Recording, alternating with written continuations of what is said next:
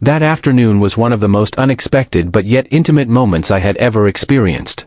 The house was quiet, almost eerily so, and the soft ticking of the clock on the wall was the only sound cutting through the stillness. It was just me and Dad. Mom had left about an hour ago, heading into town to run some errands, leaving us alone in the house, a rare moment these days. There was something different in the air, something I couldn't quite put my finger on. I had only been back home for a few days. The first year of college had flown by, and returning to this house where I had spent most of my childhood felt surreal, like stepping back into an old life. But it wasn't the same anymore. I wasn't the same. I had changed, and so had everything else, though I couldn't exactly explain how. But most of all, what struck me was how much Dad had changed and how different things felt between us. He still looked the same, of course. Dad was always the sturdy, dependable type, with that classic worn-out grin that made him seem like he had seen it all. But ever since I walked through the door that first day back, something had been off. The way he hugged me, the way his hands lingered on my shoulders for just a little too long, and the way his eyes followed me around the room with an intensity one couldn't shake. It was all so subtle, but it was there.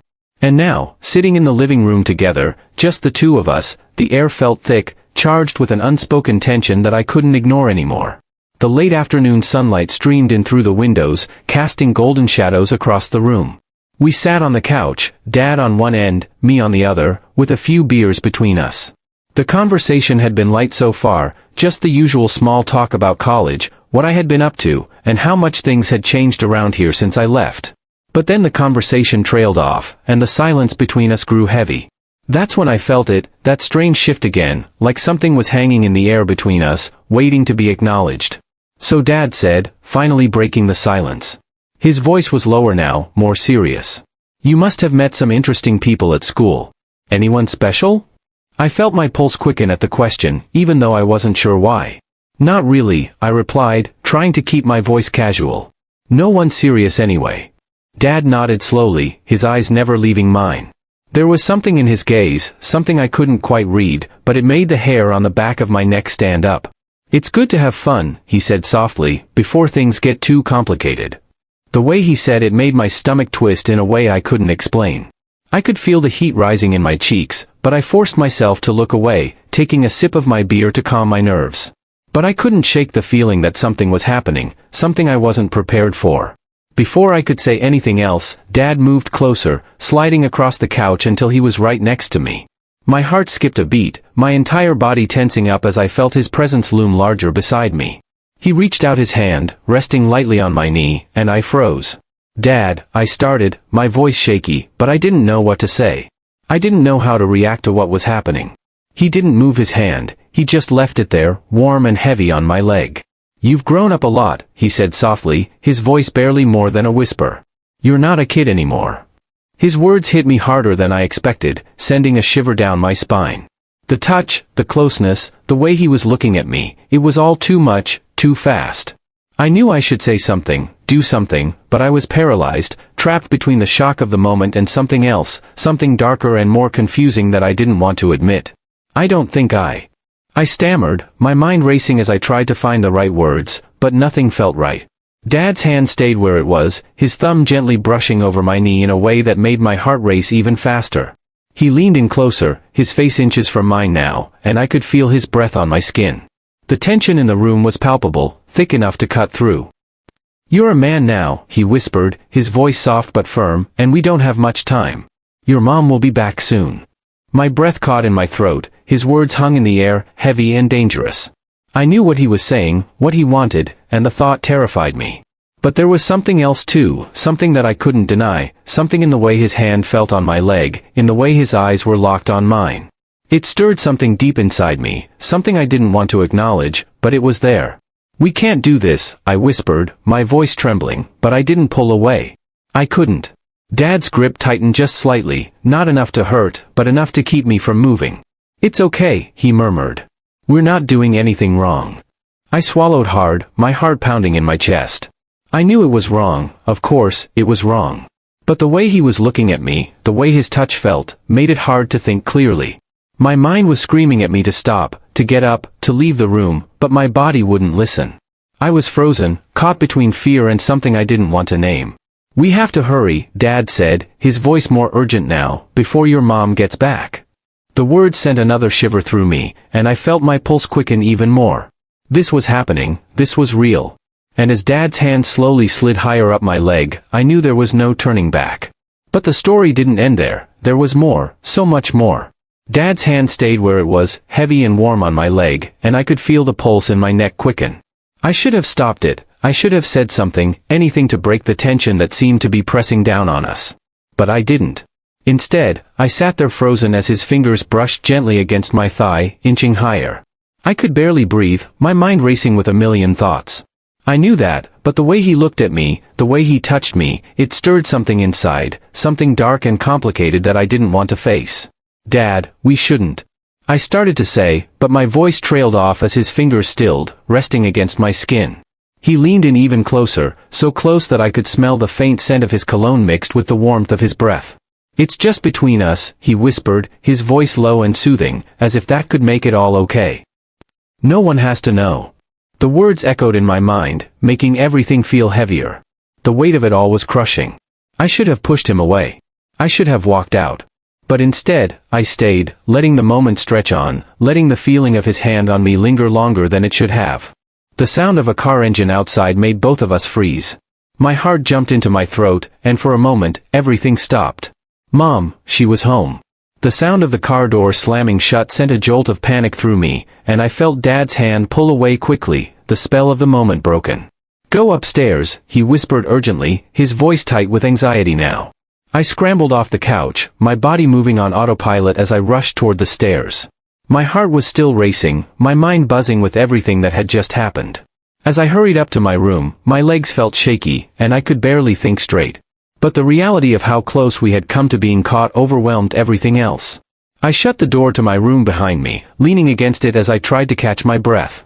My pulse pounded in my ears, and I felt a wave of nausea rise in my stomach. What had just happened? What was I supposed to do now? My thoughts were a tangled mess, and I couldn't figure out how to make sense of them. I kept hearing Dad's words in my head, the way he had whispered, "It's just between us," but there was more. There had to be more. I paced back and forth in my room, the silence of the house pressing down on me. I could hear Mom's voice downstairs now, casual and cheerful, completely unaware of the tension that had filled the air only moments before.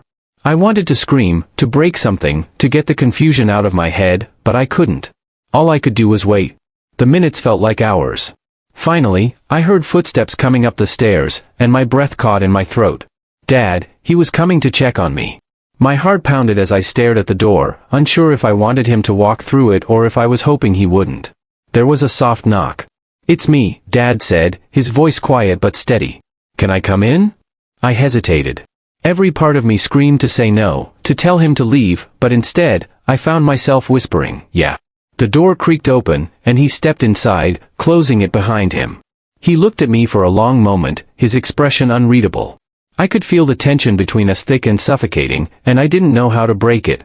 "I'm sorry," he said finally, his voice softer now, almost gentle. "I didn't mean to take it that far." I swallowed hard, not sure how to respond. I wanted to say something to tell him how wrong it had been, but the words wouldn't come. Instead, I just stood there, staring at him, waiting for him to explain, to make it better somehow. But instead, he stepped closer, and the air between us grew even more charged. "We're not hurting anyone," he said softly. "It's just you and me. No one has to know. No, not even your mom." I felt my heart race again, my skin tingling with a mix of fear and something I couldn't name. There was a part of me that wanted to run, to get as far away from this as possible, but there was another part, a darker part, that wanted to stay, to hear more, to let him get closer. "Dad," I started, my voice shaking, but I didn't know what to say. The words tangled in my throat, too heavy to speak. He took another step forward, and I could feel the heat radiating from him.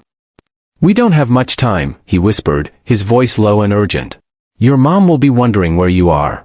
His hand reached out, gently brushing against my arm, and I felt a shiver run down my spine. Everything inside me screamed that this was wrong, that we needed to stop, but I couldn't move. I couldn't push him away. The sound of Mom's footsteps downstairs snapped us both out of it.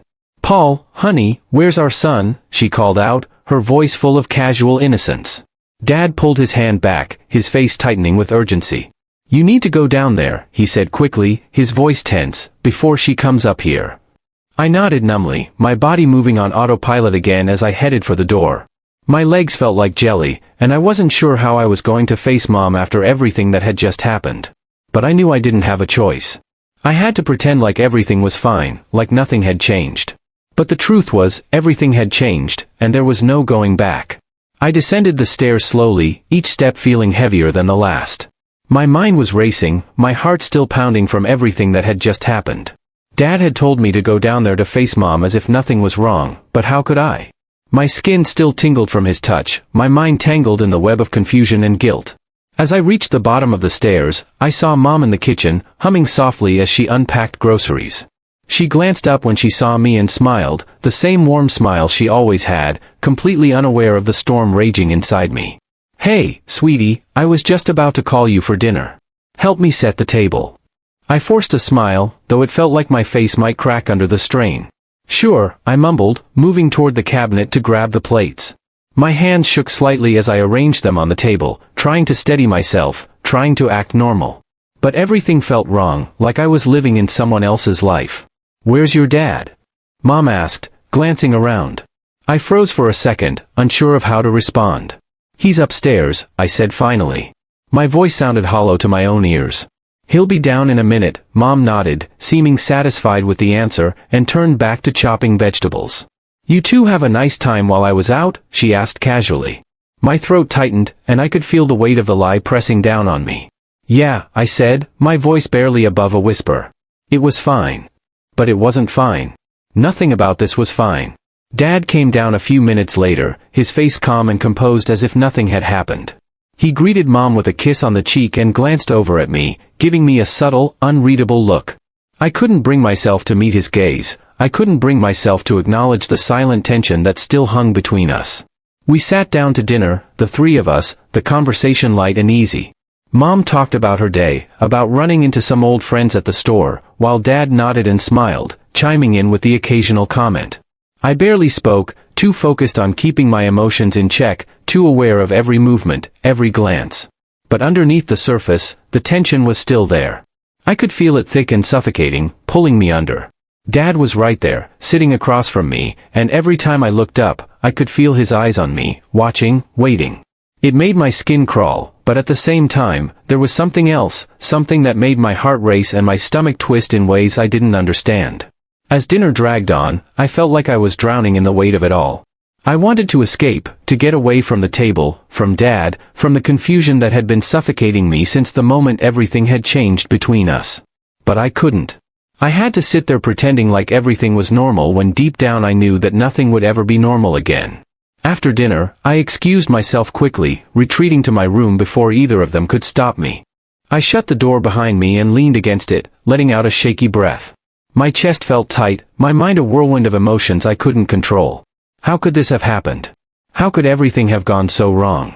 I lay down on my bed, staring up at the ceiling as my thoughts raced. I replayed the events of the day over and over in my mind, trying to make sense of it, trying to figure out what I was supposed to do next. But no matter how hard I tried, I couldn't shake the feeling that I was trapped, that no matter what I did, I wouldn't be able to fix this. A soft knock on the door made me sit up, my heart skipping a beat. I knew who it was before I even opened the door. Dad stepped inside, closing the door behind him quietly. His expression was calm, but there was an intensity in his eyes that made my pulse quicken. "Can we talk?" he asked, his voice low. I nodded, though I wasn't sure I could handle another conversation with him, not after what had happened, not with all the confusion swirling inside me. Dad sat down on the edge of my bed, his gaze steady as he looked at me. "I'm sorry about earlier," he said softly. "I didn't mean to make things uncomfortable for you." I swallowed hard, my throat tight. "You did," I whispered. "It was wrong." Dad's face tightened slightly, but he didn't argue. Instead, he nodded as if acknowledging that what he had done had crossed a line. "I know," he said, "but I need you to understand this isn't something I planned. It just happened." The weight of his words pressed down on me, and I felt my chest tighten again. "We can't keep doing this," I said, my voice trembling. "It's not right. It's not normal." Dad's expression softened, and he reached out, placing a hand gently on my arm. "I don't want to hurt you," he said, his voice barely a whisper. "But there's something between us. I think you feel it too. I wanted to pull away, to tell him that I didn't feel anything, that I wasn't confused. But the truth was, I was. There was something between us, something that had been there ever since I came home, and I didn't know how to make sense of it. I don't know what I feel, I admitted, my voice barely audible, but I can't. We can't keep going like this. Dad nodded slowly, his hand still resting on my arm. I understand, he said quietly. We don't have to do anything you're not comfortable with, but I need you to know I care about you a lot. His words hung in the air, and I didn't know how to respond. There was so much I wanted to say, so much I needed to understand, but I couldn't find the words.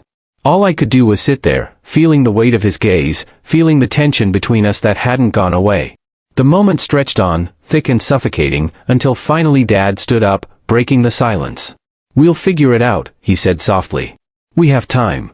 And with that, he turned and left, closing the door behind him. But I knew it wasn't over.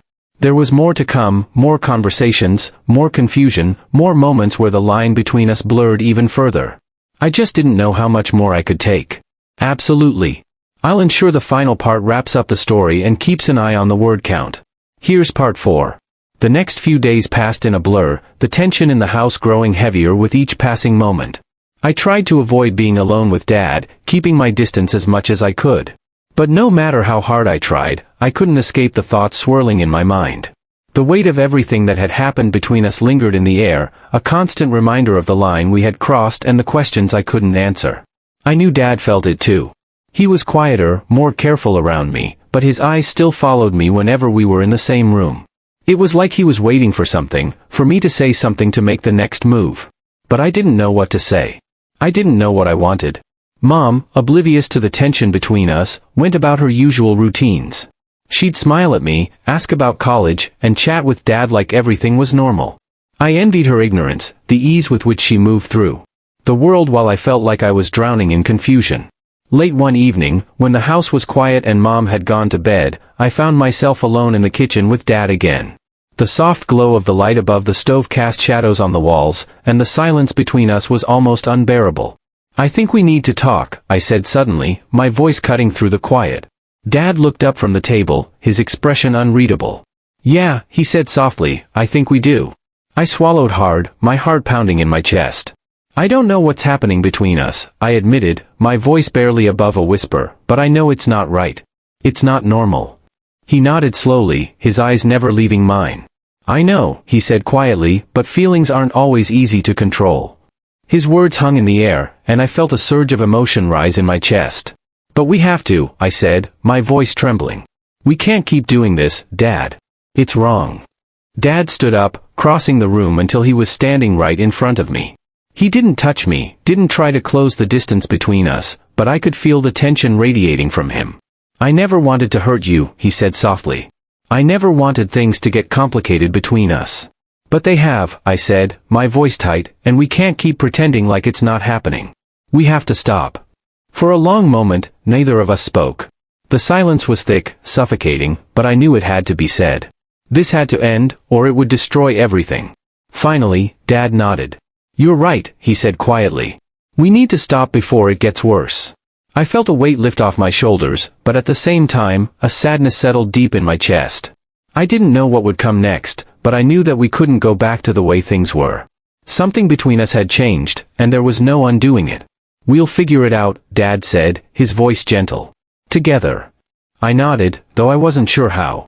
I wasn't sure if we could ever figure it out, but at least we had agreed on one thing, this couldn't continue. For the next few days, things were tense but manageable. Dad kept his distance, and I tried to focus on getting ready to head back to school. The days passed slowly, but the tension between us finally began to fade. It wasn't easy, and it wasn't over, but we were making progress. The guilt and confusion still lingered, but I knew I had made the right choice. The night before I left for school, Dad came to my room. He knocked softly on the door and entered when I told him to come in. I just wanted to say goodbye, he said quietly, standing awkwardly near the door. I nodded, feeling a lump form in my throat. I'll see you at the holidays, I said, trying to sound casual, but the weight of everything unsaid hung between us. Dad nodded, looking like he wanted to say more but didn't. After a long pause, he finally spoke. I love you, you know, he said softly. I know, I replied, my voice barely a whisper. I love you too. He smiled then, a sad, resigned smile, before turning and walking away. Out of the room, as the door clicked shut behind him, I felt a sense of finality settle over me. The chapter we had just lived through was over, but its impact would stay with me, with us, for a long time to come. There would always be more to the story, more that we would need to work through, more that we wouldn't fully understand. But for now, this was enough. For now, we had taken the first step toward moving forward.